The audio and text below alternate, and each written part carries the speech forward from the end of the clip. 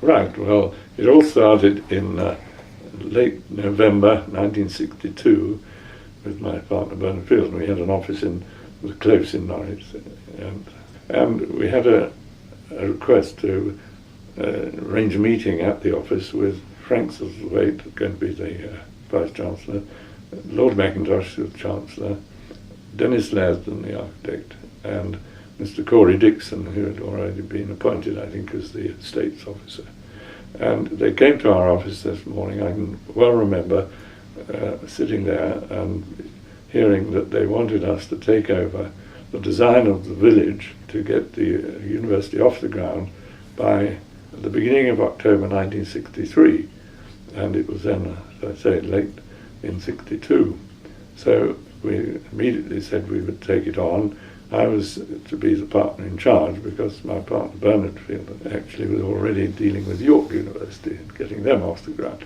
So we set up a team, and we immediately prepared designs for a village to be obviously prefabricated so that it could be finished in time. But we pressed on with these plans all over the Christmas period until the new year, when we had everything ready to start on the ground.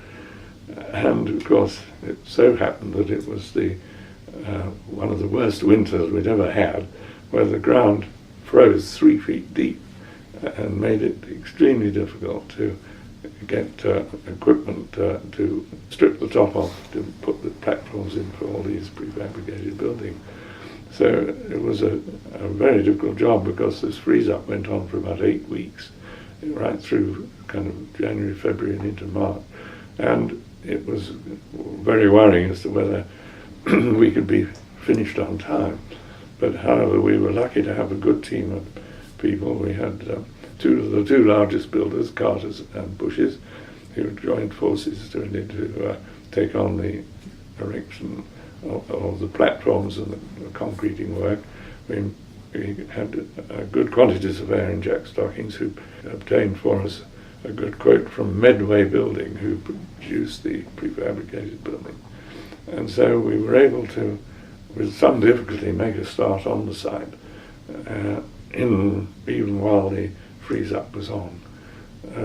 One of the problems that they came across when cutting into the ground was that they found a high-voltage electrical cable where they didn't expect it, and so it immediately cut off the part of that end of Norwich.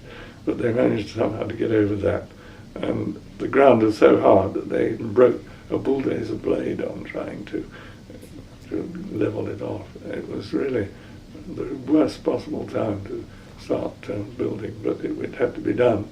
So it went ahead, and we would be there almost every day seeing another building going up. You know, it was an exhilarating time, and it really was one of the most exciting periods of my career to be involved with that. I think it was the 7th of October when Sir Keith Murray came to found the university, and we obviously had a great celebration that we'd managed to make it on time.